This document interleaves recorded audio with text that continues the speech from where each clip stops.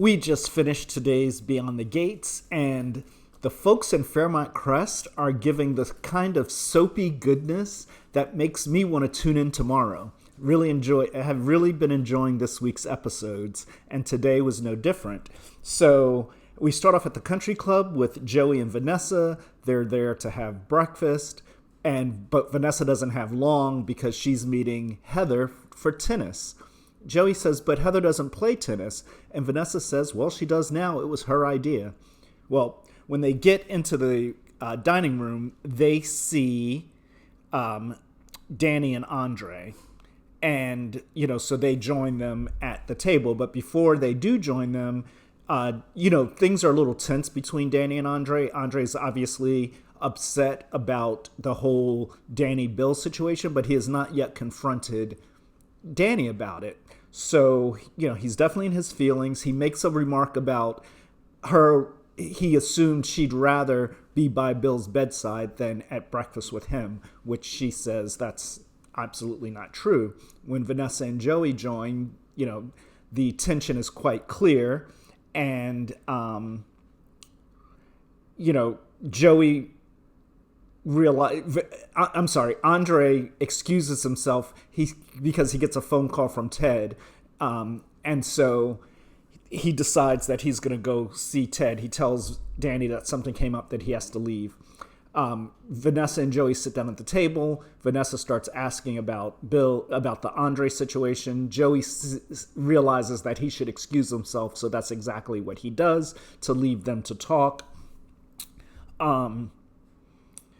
Just one second.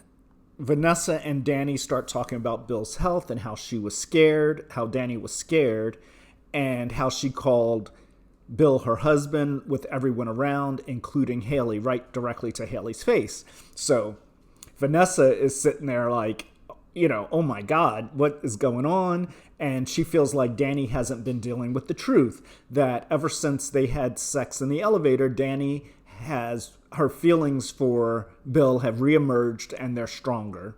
So Danny's like, but I love Andre. And Vanessa's like, well, maybe you're trying to convince yourself that that's what's going on, but you really love Bill.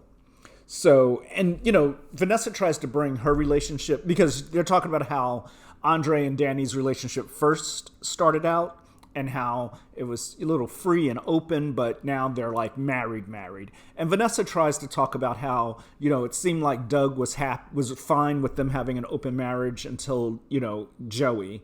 And it's like, Doug was never really happy with an open marriage. He was playing along to get along. He didn't want to lose her, which he ultimately saw that he was doing, which led to his downfall, because as he became more erratic and trying to take Joey down, Joey decided he needed to eliminate not only the competition, but the threat. But one thing I wanted to note about Vanessa is speaking some, honest truths to Danny. I wish it wasn't Vanessa. I wish to God Danny was having this conversation with Pamela. But what struck me is that it's okay for Vanessa to have questions, to be direct, and to be honest when it comes to what Danny is feeling in regards to her relationships and wanting Danny to be honest. But when Vanessa is challenged about her relationship with Joey, Vanessa breaks down into tears and walks away and is ready to end the friendships. I'm just saying, it's just, it's just the thing that I noticed. Now, and Danny did say, she did compliment Vanessa and Joey's relationship, which again, it's like why they feel the need to appease this woman, I will never understand, but it's where we are. Over at the hospital, Kat, God, this is my favorite part of the show. The Kat, Kat, I feel like now that they've somewhat, and who knows, next week I could be yelling a different tune, but since they've kind of removed Kat from Eva's orbit at the moment, I feel like they've finally gotten a handle on how to write Kat and what the audience is drawn to when it comes to Kat. So they know we're drawn to the catlock stuff, so they've definitely been leaning into that. We have said that we talk about how Bill, no matter what happened between him and Danny, that he was always going to be there for Kat, even though Kat was being, shady and, mean to Bill because of Hayley. But today, it was like, sometimes you're like, oh, maybe they are they really hearing us? Because, a lot of us has said, are Bill and Danny really Kat's parents? And today was one of those examples where one of the things that the questions I asked is, how is it that Kat has more chemistry with Bill and Danny when she's in scenes with Bill and Danny? There's more love, more affection, just more energy than she does whenever she's in a scene with Ted or Nicole. And today actually proved it, because you could actually put the scenes that Kat had with Bill juxtaposed to the scenes that Kat had with Ted and it was in the same episode today. And you can see clearly that there is a difference in the level of energy, in the level of chemistry, in the level of familiarity. And today it was like, oh, Kat and Bill actually like each other. Like, it was,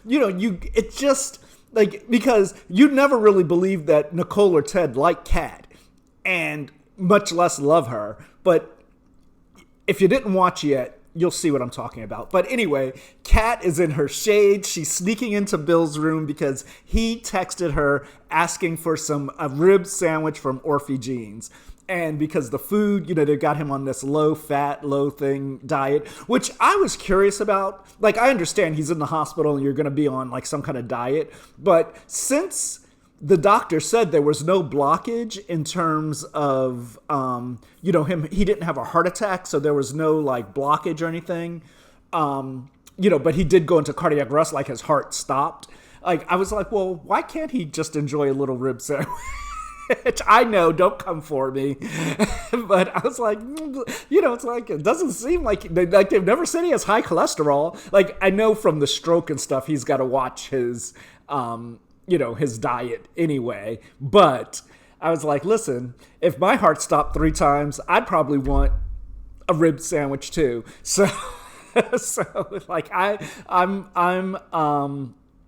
I'm fine with Bill asking his favorite niece, his quote, and I guess his only niece, to bring him the sandwich. So Kat said, remember this when gift giving season comes around. See, this is the kind of banter that Kat never gets to have, or she just doesn't have, she doesn't have with her parents. And I loved it. And I know the relationship between an uncle and a niece and a nephew and an aunt are different, and a niece and an aunt are different. But I just enjoyed their little chemistry today. It was just so much fun. And then, of course, Hayley comes in and ruins everything, and she's upset that Kat had brought this food for Bill. And of course, Kat and Hayley get into it. They throw some good barbs at each other, one including Kat calling Hayley a Bratz doll bride. Just fun stuff. They are just going in on Hayley. The snark towards Hayley has just been unmatched in 2026. And then Hayley asks Kat if she's trying to put Bill in an early grave. And Kat says, are you? See, that's what I'm saying. Kat knows. Kat's radar is up. I need to pause for 1 second.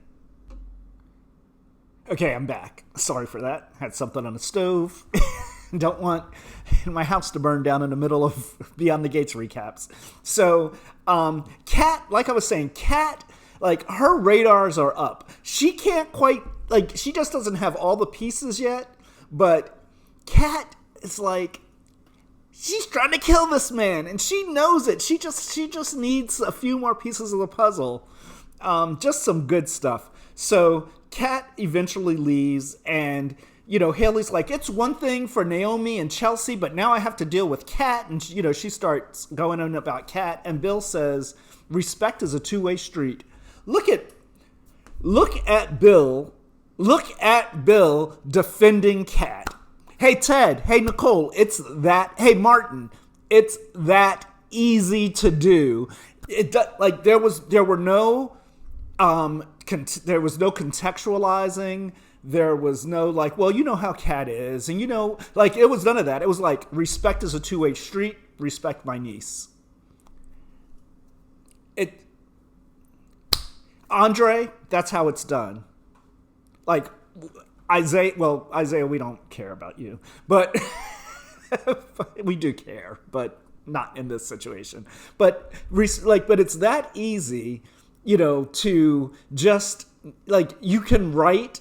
It feels like they got my memo. Like, you could literally write Kat, or you can have characters talk about Kat without it being conditional, like without saying, well, she's lovely, but you know how she is, or, well, she's spoiled, but she has a good heart. Like, you could just, respect is a two-way street. So Bill and Hayley, have their thing. One note, at Beyond the Gates, Bill just had surgery, right? He just had a pacemaker put in, had surgery. He's hooked up to machines.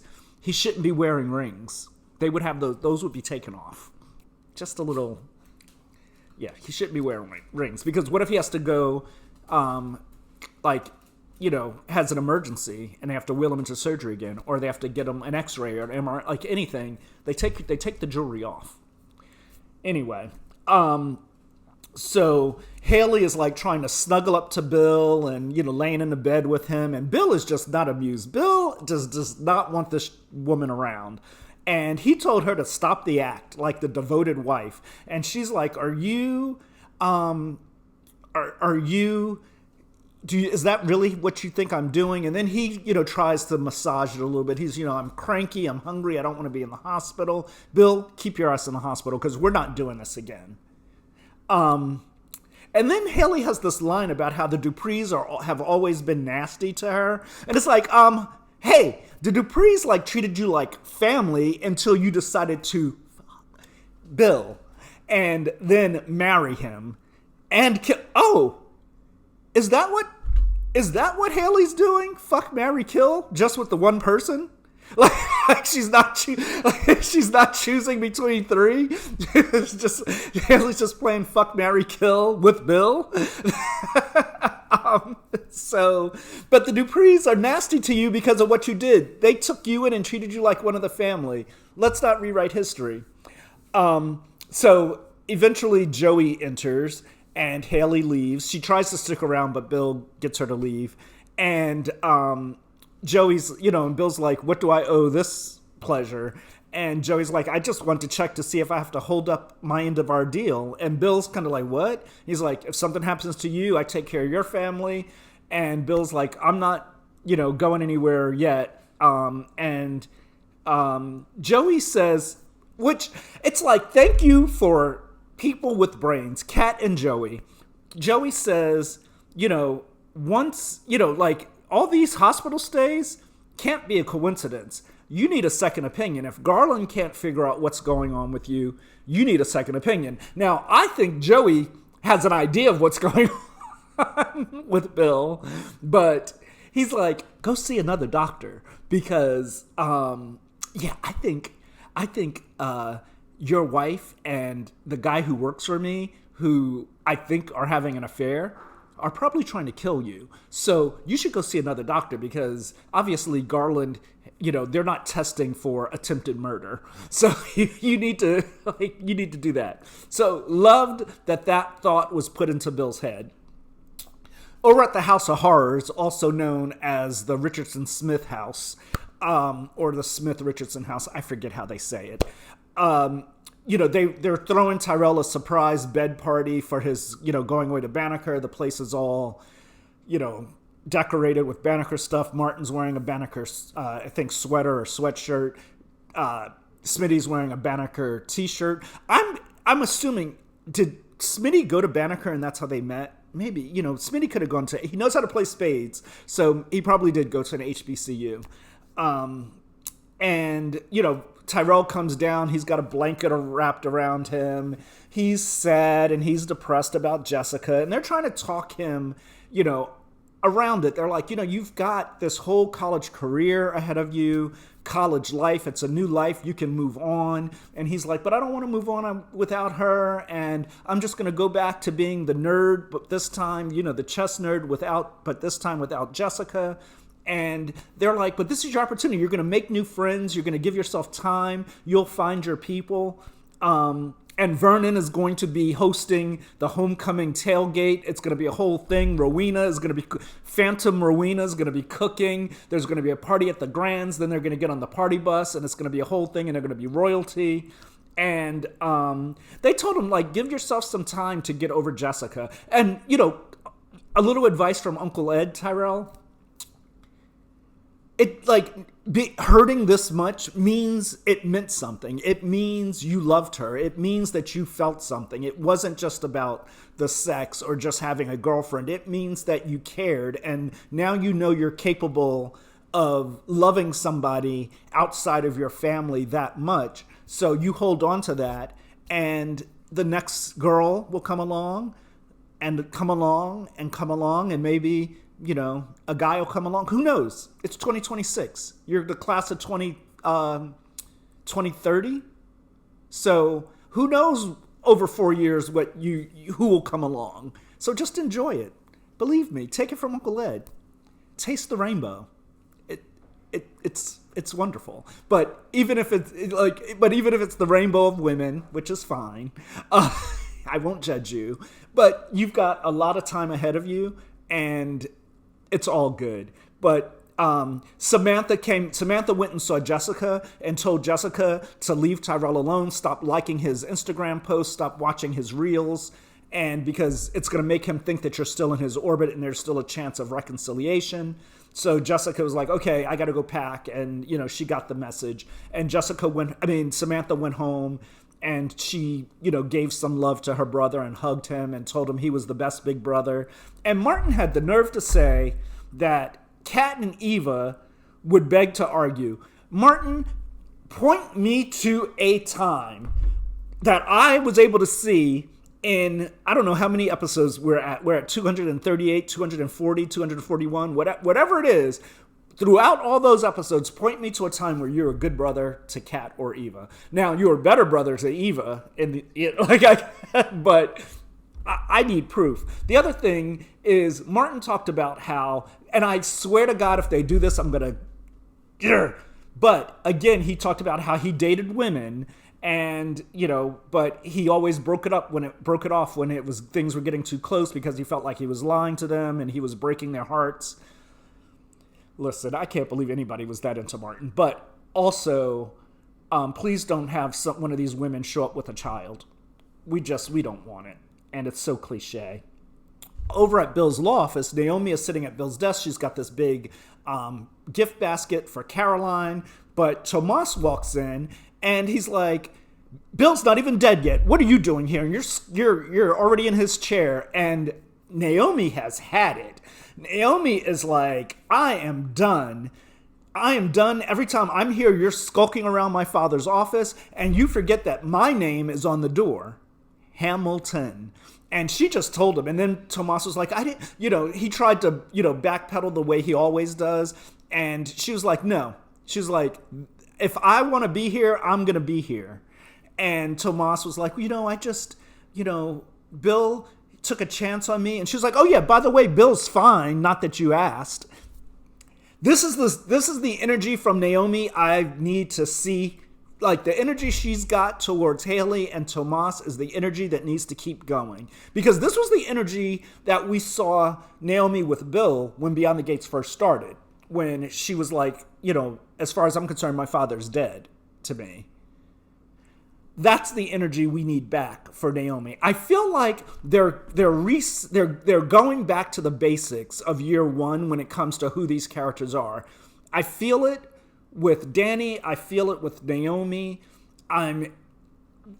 There's something going on with Kat. I don't know that if they're going back to where, who Kat was when we first met her, but I do feel like they've got a stronger sense of who Kat is. And they've also, and I'm going to, because I don't want this to jinx it, but I also feel like they understand that there is a segment of the audience that is not buying into the Kat narrative that they've been writing, and especially since they don't necessarily write the character that way. So good things. I feel like the show is just getting into a better place in the last few weeks after the hurricane and the aftermath of the hurricane. So Naomi's like, basically she's like, I didn't even come here to work. I came here to give Caroline this gift basket for saving my father's life. He's okay, not that you asked. So Tomas leaves. Caroline comes in. She gives her the gift basket, a gift certificate for a spa day. And Caroline's like, oh, this is going to be some spa day. And Naomi's like, well, maybe you can ask Hayley to join you since that seems to be her thing when my father's in the hospital. And Caroline's like, well, we're not close anymore. And then they start talking about how she seems to be a different person. And Naomi's like, yeah, she definitely, Naomi's finally realizing that she definitely, conned her in the beginning. And then Naomi asks Caroline about Tomas.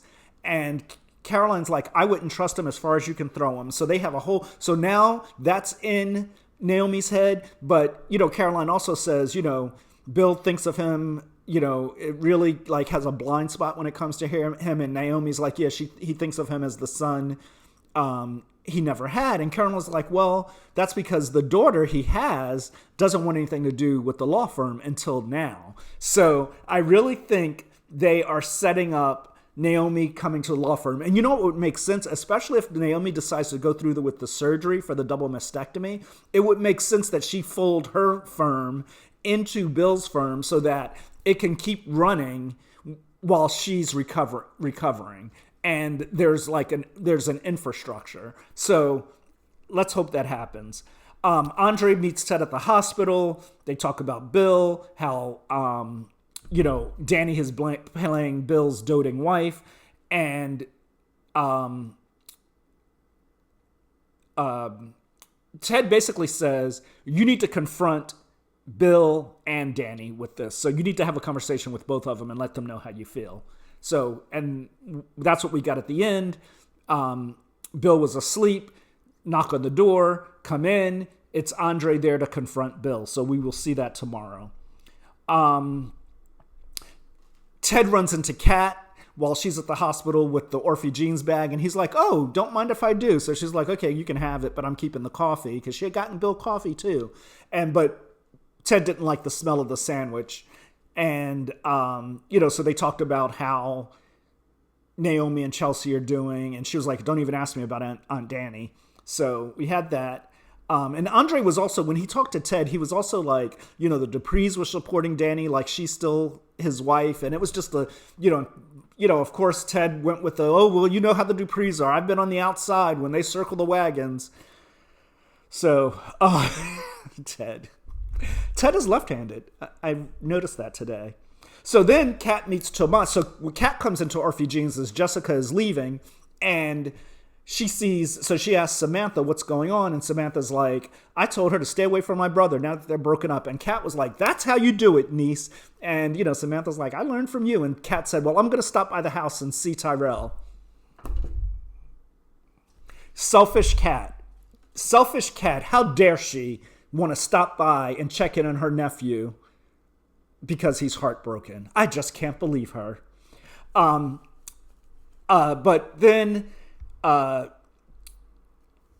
Tomas, she meets Tomas over at his table, and he talks about how he ran into Naomi and they got into it again, and how he's more than capable of holding down the fort. Do you guys not remember that Bill did not give him, this is to the writers, that Bill did not give him a full partnership? He made him a junior partner. What junior partner is running a law firm when the owner is out of town? There has to be, if it's just, and we know that there are other partners as well. What the hell, guys? It just makes no sense. It makes no sense. It just makes no sense. I feel like this might be an exit ramp for Tomas as a character, because listen to the rest of what happened. So then Tomas asks Kat to talk to Naomi. Kat is like, and you could tell he was like, Kat's, he was trying to manipulate Kat. He wasn't manipulating her. He was trying to manipulate her. And Kat was like, Naomi's my cousin. And he said, well, I'm your man. And she's like, no, this is not a loyalty test. And don't ask me to do that. This is the second time. Like, she called him out on it. She's like, this is the second time you've asked me to get involved in this. And she said, and by the way, nothing will change Naomi's mind. If she wants to be at the firm, she's going to be at the firm. Hayley, before she leaves the hospital, calls Randy. He's not picking up. She needs to talk to him. She runs into Joey, and basically they have a little exchange, and he says, because she accuses him of speculating about her, and he says, I never speculate, I observe. And he gets on the elevator, and before the doors close, he says, going down. Going down was not about going down on the elevator, or I'm not being dirty. It was not about taking the elevator down. It was about Hayley going down. Like, it is impending. They were throwing us some clues as to what, there was another word I want to use, but my brain is freezing. But they're letting us know that Hayley is overconfident, and when you're overconfident, it's when you start making your big mistakes, and we can see it already happening. So, a mosquito. I think I just got bit by a mosquito. So another good episode. This is a long one, guys. Sorry. But, I thank the soap heavens. Lean into the soap. Lean into the drama. Lean into the conflict. We will never... Listen, even if sometimes it doesn't make sense, like the Tomas, like thinking that he can take over the firm and run the firm while Bill's out, even like when it doesn't necessarily make all the sense in the world, you give us the good conflict between Tomas and Naomi, we're good. Because you're still giving us something to talk about. And that's what you want. You want us to talk about the show. Now, we talk about it when we don't, aren't feeling it because we still love you. But, give us the conflict. Conflict builds drama. Drama builds story. And you're giving it to us. I am so enjoying Beyond the Gates this week. Very happy. I'll see you guys later.